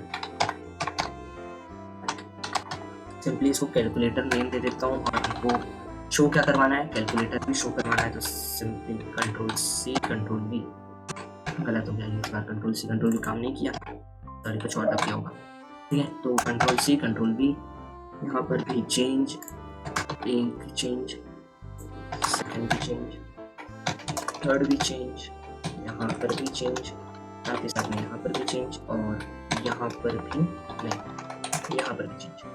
अब जो ये चीज़ है ये हमारी यूटिलिटी के अंदर आ गई, हाँ ठीक है, परफेक्ट है। हमारे कैलकुलेटर का जो URL है वो URL हमारे कैलकुलेटर के नाम से, हमारा कैलकुलेटर का जो है इमेज का आइकन का जो नेम है वो कैलकुलेटर के नेम से, calculator.png के नाम से, है ना। तो सिंपली इसको रन करते हैं और आपको दिखाता हूँ जो कैलकुलेटर होगा वो परफेक्टली आ गया होगा हमारे फ्रेम पर। यूटिलिटी पे गए, नोटपैड पे गए, कैलकुलेटर आप देख सकते हो आइकन के साथ में परफेक्टली आ चुका है। अब जैसे कि मैंने आपको बताया कि आप बैकग्राउंड को भी सेट कर सकते हो, तो आप क्या करोगे, सिंपली यहाँ पर कैलकुलेटर डॉट सेट बैकग्राउंड जैसे ही करते हो आप यहाँ पर, तो आपको सिंपली यहाँ पर कलर, जैसा कि मैंने आपको बताया था, आप कैपिटल CLOR लेते हो और आपके पास यहाँ पर डिफॉल्ट जो कलर्स है आप उनको सिलेक्ट कर सकते हो, ठीक है। तो जैसे मैं अभी लाइट ग्रे तो नहीं, लाइट ग्रे तो ऑलरेडी अभी है एक्चुअली, तो सिंपली क्या करता हूँ, ब्लू लेता हूँ, ठीक है, ब्लू लेकर बताता हूँ। और प्रोग्राम को वापस से जावा क्लास में रन करते हैं हमारी, और आप देखेंगे जो ये कैलकुलेटर का जो बैकग्राउंड होगा वो ब्लू कलर से आ रहा होगा।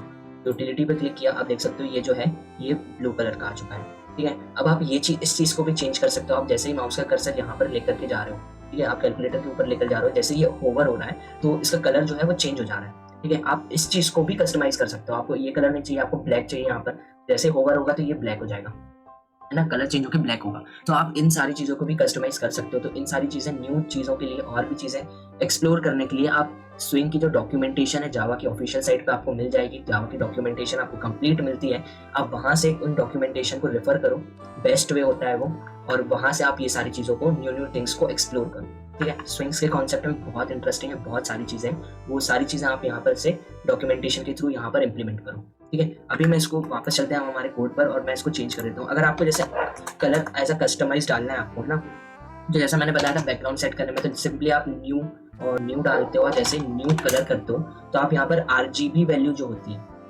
उस चीज़ को भी आप यहाँ पर डाल सकते हो, ठीक है। RGB वैल्यू जो होती है आपकी वो भी आप यहाँ पर डाल सकते हो। अभी मैं किसी भी टाइप का कोई भी कलर नहीं सेट कर रहा हूँ, तो मैं यहाँ पर सिंपली इसको कट कर देता हूँ। अभी हमको यहाँ पर कलर नहीं सेट करना था तो इसको रिमूव कर दिया हमने।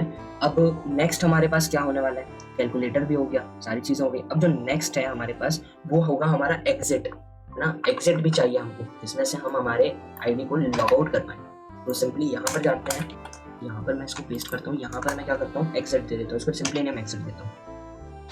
तो यहाँ पर मैं सिंपली इसको नेम एग्जिट दे देता हूँ, यहाँ पर आपको शो क्या करवाना है, एग्जिट शो करवाना है, तो यहाँ पर एग्जिट दे देता हूँ, स्टाइल वगैरह सब कुछ सेम होगी। यहाँ पर जो है वो नहीं सर, यहाँ पर जो है इसको चेंज करना है, इसको चेंज करना है। इसके अंदर अब जो हमारा है वो क्या है, एग्जिट का ही है। एग्जिट का जैसे अभी तक हमने कस्टम्स लिए, ये लिया वो लिया, सारी चीज़ें ली, वैसे ही सेम हमको अब हमारा यहाँ पर इमेज सेट करना है एग्जिट के अंदर, है ना। सेम जे आइटम लेकर के, जे मेन्यू आइटम लेकर के हमको यहाँ पर एग्जिट भी सेट करना है। तो यहाँ पर सिंपली इसी को पेस्ट करते हैं, यहाँ पर क्या करते हैं, एग्जिट EXIT लेता हूँ, EXIT ही लेते हैं, एग्जिट ही शो करवाएंगे। इसके अंदर भी जो आइटम का जो नेम होने वाला है वो भी एग्जिट ही होगा एज इट इज, है ना। तो इसको डबल ही ले लेते हैं और यहाँ पर भी इसको पेस्ट कर देते हैं। इसको यहाँ पर जो शो कराएंगे अंदर इमेज आइकन के साथ में वो एग्जिट ही होगा, सिंगल ही वाला, बट जो यूनिक आईडी है वो डबल ही ले लेते हैं ना, उसको डबल ही ले लिया है बस,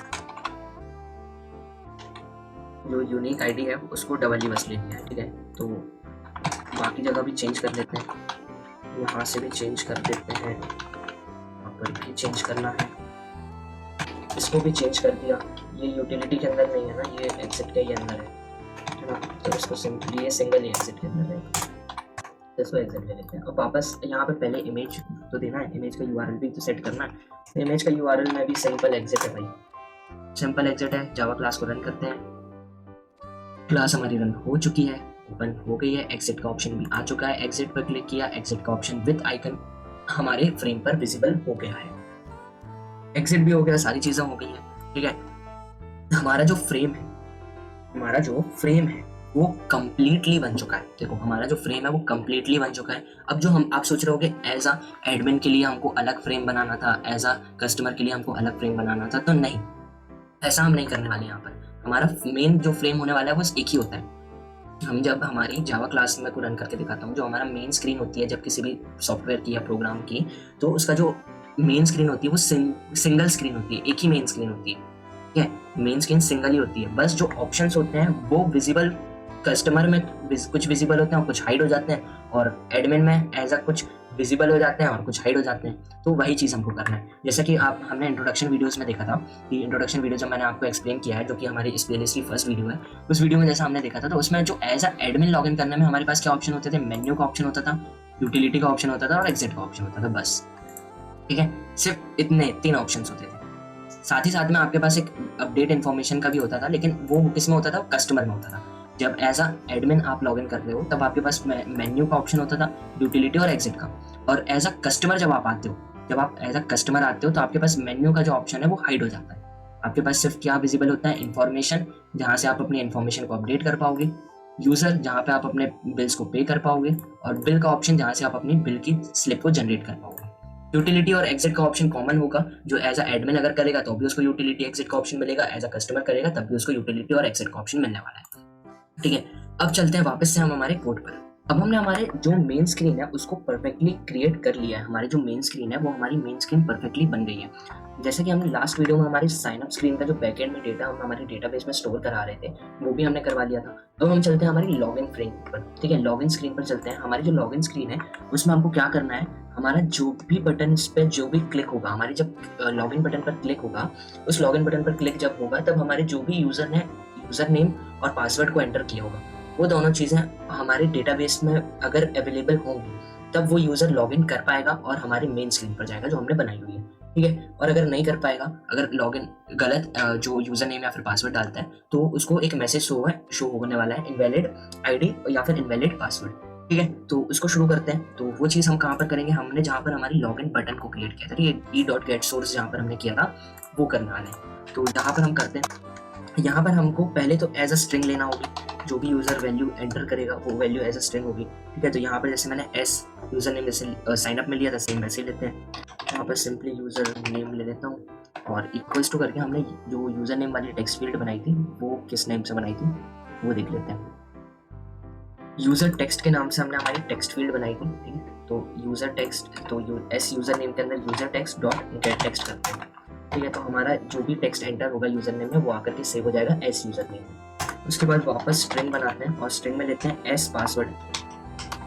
ठीक है, एस पासवर्ड लेते हैं और एस पासवर्ड को, पासवर्ड की टेक्स्ट फील्ड हमने बनाई थी पासवर्ड टेक्स्ट के नाम से, तो सिंपली यहाँ पर पासवर्ड टेक्स्ट ले लेते हैं और डॉट गेट टेक्स्ट कर देंगे। ठीक है, तो हमारा जो भी पासवर्ड एंटर हुआ होगा हमारी पासवर्ड टेक्स्ट फील्ड में वो आकर के सेव हो जाएगा हमारे एस पासवर्ड स्ट्रिंग में। अब जो है हमारे पास वो है एज अ चॉइस, कि हमारे जो यूज़र ने एज अ एडमिन लॉगिन किया है या फिर एज अ कस्टमर लॉगिन किया है। उसके लिए हमको क्या करना होगा, उसके लिए हमको यहाँ से लॉगिन एज चॉइस को सिलेक्ट कर लेते हैं। ठीक है, तो लॉगिन एज चॉइस का जो है वो भी स्ट्रिंग में आएगा, एज अ स्ट्रिंग आने वाला है, तो इसको भी एज अ स्ट्रिंग ले लेते हैं और नेम इसको मैं दे देता हूँ यूज़र। ठीक है, यूज़र दे देता हूँ और जो चॉइस ली थी उसके लिए हमको चॉइस को सिलेक्ट करने के लिए गेट सिलेक्टेड आइटम का यूज़ करना था। ठीक है, तो सिंपली इसको गेट सिलेक्टेड आइटम कर लेते हैं। अब हमको क्या करना है, जो भी वैल्यूज़ यहाँ पर एंटर होनी हुई है, ठीक है, उन वैल्यूज़ को हमको हमारे डेटाबेस में चेक कराना है कि वो परफेक्ट हमारे डेटाबेस में है कि नहीं है। अगर होगी तो हम उसको गेट कर लेंगे और अगर नहीं होगी तो वो नल वैल्यू हो जाएगी। ठीक है, जो हमारा जिसमें हम हमारे सारे डेटा को सेव करवाएंगे, गेट करेंगे, गेट करके जिसमें स्टोर करवा रहे होंगे उसको नल पास होगी अगर कोई भी वैल्यू नहीं होगी। ठीक है, तो वो कैसे करने वाले हैं वो हम देखते हैं। तो सिंपली क्या करते हैं, पहले तो हमको एक क्वेरी को रन करना होगा, तो इसलिए सिंपली इसको ट्राई एंड कैच के अंदर लेते हैं। ठीक है, अगर कोई एक्सेप्शन आए तो हमको पता चल जाएगा बाद में, तो सिंपली इसको ट्राई एंड कैच एक्सेप्शन ई दे देता हूँ, कैपिटल ई देता हूँ, यहाँ पर मैं कैपिटल ई देता हूँ, इसको ले लेते हैं यहाँ पे। E dot print stack trace कर देते हैं, ठीक है।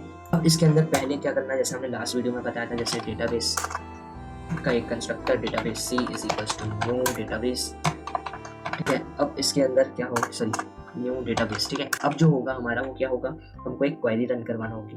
क्वेरी कैसे रन कराएंगे, तो जैसे लास्ट वीडियो में हमने क्वेरी को ग्लोबली लेकर के नल किया था, इस बार हम उस चीज़ को नहीं करेंगे। सिंपली यहाँ पर क्वेरी ले लेता हूँ, ठीक है, इक्वल्स टू। अब हमको क्या करना है, हमको हमारे वैल्यू में, हमारे डेटाबेस में हमको वैल्यूज को मैच करवाना है। तो उसके लिए क्या करते हैं, सिंपली हमको लेना पड़ेगा सिलेक्ट स्टार फ्रॉम हमारे जो डेटाबेस में हमारा जो टेबल का नेम था, वो टेबल का नेम क्या था हमारा टेबल का जो नेम था वो था साइन अप, है ना, हम जिसमें डाल रहे थे, हाँ साइन अप था, कैपिटल एस, ठीक है, साइन अप था। तो सिंपली फ्रॉम साइन अप लेना है। तो हम पहले सेलेक्ट, फिर स्टार, फिर फ्रॉम, फिर हमारे टेबल का नेम। उसके बाद हमारा जो आएगा वो आएगा where, WHERE, where user name, column किस नेम से था हमारा, यूजर नेम के, user name equals to, user name equals to, फिर सिंगल इन्वर्टेड कॉमा, उसके अंदर डबल इन्वर्टेड कॉमा, फिर उसके अंदर हमारा जो ये होने वाला है एस यूजर नेम वो आने वाला, ठीक है, जैसा हमने लास्ट वीडियो में किया था, सेम एज इट इज हमको यहाँ पर लिखना होगा। तो अब जो हमारा, जब हमारी क्वेरी रन होगी तो वो पहले क्या करेगी, यूजर नेम वाले कॉलम में जो यूजर नेम यूजर ने एंटर किया है उसको मैच कराएगी, ठीक है। फिर उसके बाद क्या करना है, एंड यूजर नेम भी करना है एंड, फिर उसके बाद क्या करना है, आपको पासवर्ड मैच कराना है। तो हमारा कॉलम किस नाम से, पासवर्ड के नाम से, सिंपली को पासवर्ड ले लेते हैं, password equals to single inverted comma, फिर double inverted comma and plus sign. फिर उसके अंदर क्या आएगा हमारा एस पासवर्ड को ले लेते हैं, फिर वापस एंड करेंगे और फिर लास्ट क्या है हमारा यूजर। तो हमारा एक बार डेटाबेस को मैं ओपन करता हूँ, हमारे डेटाबेस ओपन हो रहा है, हाँ डेटाबेस ओपन हो चुका है हमारा। इसको एक बार ओपन करता हूँ और यहाँ पर देखता हूँ, यहाँ पर मैं हमारी साइन अप क्लास जो पहले यहाँ पर हमको, जैसे हम जब भी आप यहाँ पर MySQL वर्कबेंच को न्यूली ओपन करते हो, मतलब पूरा क्लोज करके वापस ओपन करते हो, तो आपको यूज आपके डेटाबेस का नेम, ये कमांड को रन करना पड़ता है। उसके बाद आपको सेलेक्ट स्टार्ट फ्रॉम आपके टेबल का नेम जब आप करते हो तब ये चीज़ ओपन होती है, ठीक है। तो जैसे कि आप देख सकते हो यहाँ पर हमारा यूजर के नाम से नहीं, यहाँ पर यूजर टाइप के नाम से, है ना। तो ये यूजर टाइप देना होगा हमको हमारे IntelliJ IDEA पर। यहाँ पर चलते हैं, तो ये यूजर टाइप देना होगा हमको, है ना। टाइप, अगर आपने जो इंडेक्स का जो नेम है अगर वो भी थोड़ा बहुत भी चेंज किया तो भी आपका जो क्वेरी है वो परफेक्टली रन नहीं होगी, आपकी क्वेरी में वापस से जो वैल्यू गेट नहीं होगी, हमेशा नल वैल्यू आएगी। इसलिए हमेशा याद रखना जो कॉलम का नेम है वो परफेक्ट होना चाहिए, तभी आपका जो क्वेरी है वो परफेक्टली रन होने वाली है। इसलिए मैंने यहाँ पर यूजर का एक बार मेरे को कंफ्यूजन था कि मैंने यूजर लिया था या फिर यूजर टाइप लिया था, तो मैंने यूजर टाइप लिया था, ठीक है। अब जो आएगा वो वापस से हम यहाँ पर यूजर टाइप को एंटर करवाने वाले हैं, तो हमने एस यूजर जो सिंपली यूजर लिया है, यहाँ पर काम करता हूँ मैं इसको एस यूजर दे देता हूँ, क्या ये कंफ्यूजन क्रिएट होगी बाद में अगर यूजर पे, ठीक है। तो इसको यूजर दे देता हूँ, इसको क्लोज करते हैं। अब जो हमारी क्वेरी है वो परफेक्टली रन होगी। अब जो जैसा कि हमने देखा था, जब हमको क्वेरी को एग्जीक्यूट करना होता है तो हम एक स्टेटमेंट की हेल्प से करते थे, है ना। तो सिंपली इसके लिए क्या करते हैं, अब जो एक चीज़ और बताता हूँ, जब हमारी क्वेरी रन होगी, ठीक है, तो क्वेरी रन होगी वो हमारी इंडेक्स में हमारे यूजर नेम को चेक करेगा, फिर पासवर्ड वाले इंडेक्स में पासवर्ड को चेक करेगा और यूजर टाइप वाले इंडेक्स में यूजर को चेक करेगा, ठीक है। जब वो ऐसा करेगा, अगर उसको तीनों वैल्यूज परफेक्टली मिल जाती हैं, ठीक है, यूजर नेम भी मिल जाता है, पासवर्ड भी मिल जाता है और यूजर टाइप भी मिल जाता है अगर डेटाबेस में, तो वहां से हम वैल्यू को गेट करने वाले हैं, ठीक है। वहां से हम वैल्यू को ले लेंगे और ला करके हम वैल्यू को किस में सेव कराते हैं, हम रिजल्ट सेट में सेव कराते हैं, ठीक है। तो उसके लिए हमको क्या करना होता है, सिंपली यहाँ पर एक रिजल्ट सेट का बनाना होता है फंक्शन, ठीक है। सिंपली यहाँ पर रिजल्ट सेट बनाते हैं, जो ये रिजल्ट सेट को हम नेम दे देते हैं, सिंपली रिजल्ट सेट ही दे देते हैं, ठीक है, इक्वल्स टू करके। अब हमको जब हमारी क्वेरी में चेक कराना होता है किसी चीज को, अब किसी चीज को डेटा को गेट करना होता है, तो उसके लिए क्या करते हैं, हम एग्जीक्यूट क्वेरी करते हैं। जब हमको डेटा लेना होता है तब हम क्या करते हैं, एग्जीक्यूट क्वेरी करते हैं। और जब डेटा को इनपुट कराना होता है तो हम क्या करते हैं, एग्जीक्यूट अपडेट करते हैं, है ना। जैसा कि आपने साइन अप स्क्रीन क्लास में देखा था, हमने जब हम डेटा को इनपुट करवा रहे थे तब हमने क्या यूज किया था, एग्जीक्यूट अपडेट का यूज किया था।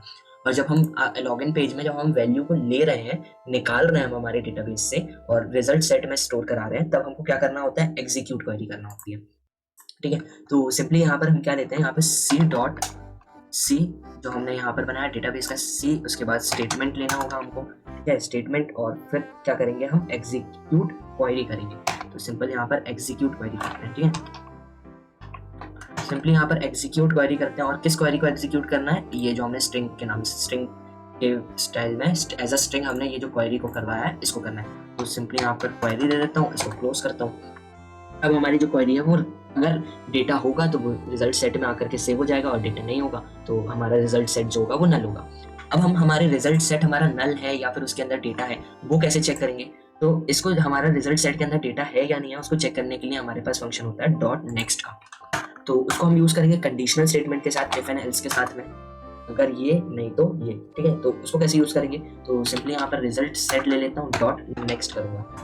जैसे ही आप डॉट नेक्स्ट का यूज करते हो आपको वहां पर पता चलता है कि आपका जो डेटा है, ठीक है, आपका जो डेटा है वो आपके रिजल्ट सेट में आकर के सेव हुआ है या फिर नहीं हुआ है। अगर सेव हुआ है तो क्या करेगा, ये हमारी इसकी सेट विजिबिलिटी को कर देगा फॉल्स, ठीक है। और जो हमारी मेन क्लास बनी है न्यू मेन अंडरस्कोर क्लास के नाम से, उसको कर देगा ओपन, ठीक है। एल्स अब अगर डेटा नहीं आया है, डेटा हमारा जो रिजल्ट सेट है वो नल है, तो वहां पर क्या होगा, वहां पर हमको एक मैसेज शो करवाना होगा। तो जैसा कि प्रीवियस वीडियोस में हमने देखा है, जे ऑप्शन पेन के हेल्प से हम हमारे मैसेज को शो करवाएंगे। तो जे ऑप्शन पेन लेते हैं, डॉट शो मैसेज डायलॉग करते हैं, इसके अंदर हम फ्रेम को नल करने वाले हैं, ठीक है।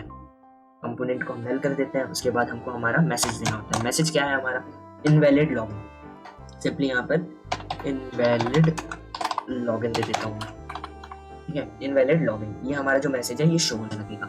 अब हम क्या करते हैं, पहले हम हमारी एक बार हम स्टार्टिंग से स्प्लैश क्लास से हम हमारे प्रोग्राम को रन करते हैं, ठीक है। तो स्प्लैश क्लास से हम रन करते हैं हमारे प्रोग्राम को।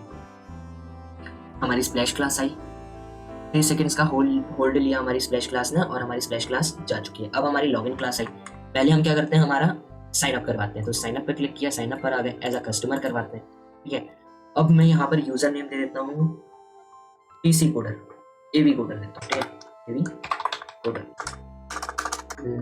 हाँ, यहाँ पर मैं नेम क्या देता हूँ, एवी कोडर, एवी CO ठीक है, इसको देता हूँ। अब यूजर नेम तो एवी कोडर आ गया, एवी कोडर 1 2 3 देता हूँ, ठीक है। यहाँ पर एवी कोडर आ गया, पासवर्ड भी एवी कोडर 1 2 3 देता हूँ। अब जैसे ही क्रिएट पर क्लिक करता हूँ तो हमारा डेटा नहीं गया, हमारा डेटा नहीं गया हमारे बैकएंड पर। ऐसा क्यों, क्या प्रॉब्लम आई गई है हमारे डेटा में, क्या प्रॉब्लम हुआ हमारी साइनअप स्क्रीन पर, एक बार चेक कर लेता हूँ मैं। हाँ, तो हमारा जो डेटा था वो हमारे बैकएंड पर नहीं गया। हमारे बैकएंड पर क्यों नहीं गया, यहाँ पर हमारा जो ड्राइवर था, एक्चुअली जब मैंने लास्ट वीडियो में जब मैंने बताया था, जो हमारा ड्राइवर इंटेलिजेंट आइडिया ऑटोमेटिकली हमारी लाइब्रेरी में इंपोर्ट करवा चुका होता है, ठीक है। हमारा जो ड्राइवर होता है, जिस ड्राइवर के थ्रू हमारा जो कनेक्शन स्टेब्लिश होता है, वो उस ड्राइवर को हमको हमारे लाइब्रेरी में, ये जो हमारी लाइब्रेरी है, एक्सटर्नल लाइब्रेरी जो हमारी है, इसके अंदर हमको स्टोर इंपोर्ट करवाना होता है हमारी जावा के जार फाइल को। SQL कनेक्शन थ्रू JDBC के थ्रू एक जार फाइल होती है हमारे पास, उस जार फाइल को हमको इंपोर्ट करवाना होता है हमारी लाइब्रेरी में। तो वो जो लाइब्रेरी में जो इंपोर्ट होती है, जब हमने ये लास्ट वीडियो में जब किया था, तब हमारे इंटेलिजेंट आइडिया में ऑटोमेटिकली वो फाइल को इंपोर्ट कर लिया था, ऑटोमेटिकली वो फाइल को डाउनलोड करके यहाँ पर इंपोर्ट कर लिया था। बट वो फाइल किसी रीजन से यहाँ से रिमूव हो गई थी, जिसके कारण से हमारे पास जो एरर शो हो रहा था वो हो रहा था नो ड्राइवर फाउंड।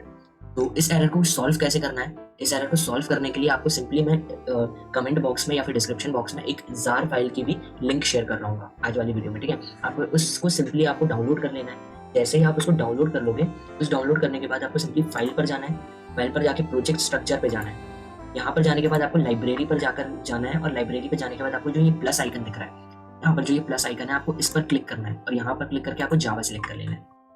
सिंपली जावा सिलेक्ट करके आपको फाइल लोकेशन पे जाना है, जहाँ पर भी आपकी फाइल रखी हुई है आपने डाउनलोड करके, उस फाइल को सिलेक्ट करके आपको सिंपली ओके कर देना है, ठीक है। जैसे ही आप ओके करोगे तो आपके पास MySQL कनेक्टर जावा 8.0.28.jar ये आपके पास यहाँ पर इंपोर्ट हो जाएगी, ठीक है।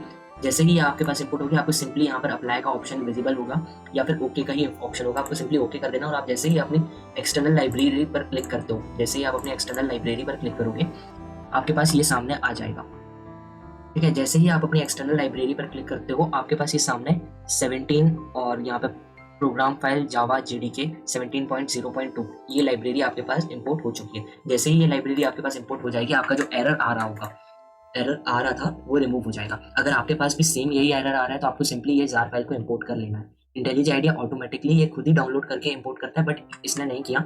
अभी पता नहीं किस रीज़न से नहीं आया, क्योंकि लास्ट वीडियो में तो चल गया था, लास्ट वीडियो में तो इसने खुद ही कर लिया था। बट अभी इसने किसी कारण से, या फिर हो सकता है मेरे एंटीवायरस ने जब उसको स्कैन किया हो तो उसके कारण किसी रिस्ट्रिक्शंस हो तो उसने रिमूव कर दिया होगा इस जार फाइल को, हो सकता है ऐसा ना। तो हो सकता है कि मेरे एंटीवायरस ने इस चीज़ को रिमूव कर दिया हो। और तो आपके पास भी अगर सेम एरर आ रहा है तो आपको सिंपली जार फाइल इंपोर्ट कर लेना है। कैसे करना है वो मैंने आपको बता दिया। सिंपली फाइल पे जाना है, प्रोजेक्ट स्ट्रक्चर पे जाना है, लाइब्रेरीज पर जाना है, प्लस आइकन पे क्लिक करना है, जावा पे क्लिक करना है, फाइल सेलेक्ट करके ओके करके यहाँ पे अप्लाई कर देना है। सिंपली आपकी फाइल आ जाएगी और आपका जो ड्राइवर जो एरर आ रहा था नो ड्राइवर फाउंड, वो एरर रिमूव हो जाएगा। ठीक है, हो सकता है आपका जो एंटीवायरस अगर ऑन है तो एंटीवायरस भी कभी कभार इन फाइल्स को, जो हमारी लाइब्रेरीज को जो इंपोर्ट कराते हैं हमारे प्रोजेक्ट में, वो एक्सट्रैक्ट होती है हमारे प्रोजेक्ट में आकर के, तो वहाँ पर भी कुछ एरर हो सकता है, वहाँ पर भी कुछ होगा, ऐसे रिस्ट्रिक्टेड फाइल्स होंगी कुछ, तो जिनके थ्रू हमारे एंटीवायरस हमारा पूरा फोल्डर ही को वहाँ से ब्लॉक कर देता है या फिर डिलीट कर देता है परमानेंटली। ठीक है, तो ये एरर हमारा रिमूव हो गया। सिंपली अब हम वापस से हमारी साइन अप क्लास को अगर जैसे स्टार्ट करते हैं तो हमको किसी भी टाइप का कोई भी एरर नहीं मिलने वाला है। तो यहाँ पर एडमिन एज एडमिन ही कर देता हूँ मैं। यहाँ पर मैं सिंपली यूजर नेम 123 देता हूँ। ठीक है, यहाँ पर भी नेम में भी 123 देता हूँ, पासवर्ड भी 123 देता हूँ। क्रिएट पर क्लिक करता हूँ, हमारा अकाउंट सक्सेसफुली क्रिएट हो गया। हम आ गए लॉगिन पेज पे। ठीक है, यूजर नेम क्या था 123, पासवर्ड क्या था 123, एज एडमिन ही किया था। तो पहले मैं आपको दिखाता हूँ जो डायलॉग जो हमने सेट किया था वो एरर पे किया था। ठीक है, अभी जो हमने क्रेडेंशियल जो बनाए हैं, हमने जो डेटाबेस में एंट्री करी है वो 123 एज एडमिन के लिए करी थी। बट कस्टमर करके लॉगिन पे क्लिक करते हैं तो आप देख सकते हैं यहाँ पर इनवैलिड लॉगिन आ रहे हैं। ठीक है, तो मैं क्या करता हूँ वापस से अब इस बार एडमिन का करके देखते हैं। लॉगिन पे क्लिक किया तो आप देख सकते हो हम हमारे मेन विंडो पे रीडायरेक्ट हो चुके हैं, हमारी मेन विंडो ओपन हो चुकी है। अब जो हमारा लॉगिन पेज है, ठीक है, अब डायरेक्ट एक बार लॉगिन पेज को रन करके देखते हैं। लॉगिन पेज को रन करके देखते हैं, यहाँ पर डायरेक्ट 123 और 123 सिंपली लॉगिन पे क्लिक करते हैं। परफेक्टली हम हमारे मेन स्क्रीन पर आ चुके हैं। ठीक है, इसको क्लोज करते हैं। हमारा जो प्रोजेक्ट है वो कंप्लीटली बन चुका है। ठीक है, अब जो आने वाली वीडियो से, अगर ये ड्राइवर वाला, जैसा कि मैंने आपको बताया कि आपको ये लाइब्रेरी को इंपोर्ट करना होगा तो आप सिंपली इसको कर लेना। और वैसे तो इंटेलिज आइडिया हो सकता है आपके मैं खुद ही कर दिया हूँ, मेरे में पता नहीं किसी कारण से ये प्रॉब्लम आया, बट हो सकता है आपको नहीं आ रहा हो। अगर आपको आ रहा है तो सिंपली आपको ये जावा कनेक्टिंग जो ड्राइवर होता है उसको आपको, वो फाइल को आपको सिंपली इंपोर्ट कर लेना है। आपको डिस्क्रिप्शन बॉक्स में या फिर कमेंट बॉक्स में आइकन्स के साथ में ये जार फाइल की भी लिंक मैं आपको प्रोवाइड करवा दूंगा, तो वहाँ से आप उसको सिंपली डाउनलोड करके इंपोर्ट कर सकते हैं आप अपने लाइब्रेरी में। ठीक है, लाइब्रेरी में इंटेलिज आइडिया में कैसे इंपोर्ट करना है वो मैंने आपको बता दिया है। ठीक है, हमारा जो मेन विंडो है वो भी बन चुका है। साइन अप के थ्रू हमारे बैकएंड में डेटा भी जाना स्टार्ट हो गया है। लॉगिन करते टाइम हमारे डेटा में वो यूजर नेम या फिर पासवर्ड और लॉगिन एज एडमिन या फिर कस्टमर, ये सारे डेटा हमारा अवेलेबल है, तो हम सक्सेसफुली हमारे मेन विंडो पर जा पा रहे हैं। और अगर एक भी डेटा हमारा मिसिंग होता है तो हम हमारे मेन विंडो पे नहीं जा रहे हैं, हमारे पास सिंपली मैसेज शो हो रहा है इनवैलिड आईडी। ठीक है, अब जो नेक्स्ट वीडियो होने वाली है हमारी, वो होने वाली है कि हमको एज अ एडमिन या फिर एज अ कस्टमर लॉगिन करने पे जो मेन स्क्रीन दिखती है वो कैसे दिखती है। ठीक है, हम जब एज अ कस्टमर करेंगे तो हमारे पास कुछ ऑप्शंस अवेलेबल होंगे और कुछ ऑप्शंस हिडन होंगे। फिर एज अ एडमिन करेंगे तब भी कुछ ऑप्शंस विजिबल होंगे, कुछ ऑप्शंस मिसिंग होंगे। ठीक है, तो वो चीज़ कैसे करेंगे वो हम हमारी नेक्स्ट वीडियो में देखेंगे। साथ ही साथ में कुछ और फ्रेम्स को बना रहे होंगे हम, जैसे कि जो फ्रेम्स आज हमने ऐड करे मेन्यू ऑप्शन के अंदर, add customer, new customer, customer details, ये सारे फ्रेम्स में हम आने वाली वीडियोस में बना रहे होंगे। और हो सकता है आपको ये सारी चीज़ों में थोड़ा बहुत डाउट आ रहा हो, बट जो भी डाउट है आप मेरे को कमेंट बॉक्स में कमेंट करके बता सकते हो। मैं उन सारी चीज़ों को क्लियर करने की आने वाली वीडियोस में पूरा ट्राई करूंगा, पूरा हेल्प करने की कोशिश करूंगा। ठीक है, तो अगर ये वाला ड्राइवर वाला तो मैंने बता दिया, अगर ड्राइवर वाला मैसेज आपको शो हो रहा है, हो सकता है प्रीवियस वीडियो में भी आपको ये चीज़ शो हो रही हो, ड्राइवर मैसेज आ रहा हो, एरर आ रहा हो, इनवैलिड ड्राइवर, तो वो चीज़ आप कैसे सॉल्व करोगे, वो चीज़ आप ऐसे सॉल्व कर सकते हो बिल्कुल ईजिली। आपको सिर्फ लाइब्रेरी को इंपोर्ट करना है अपनी एक्सटर्नल लाइब्रेरी में और आपका जो एरर है वो रिमूव होगा। ठीक है, मिलते हैं हम आने वाली वीडियो में। जब तक के लिए stay tune, stay safe, bye bye.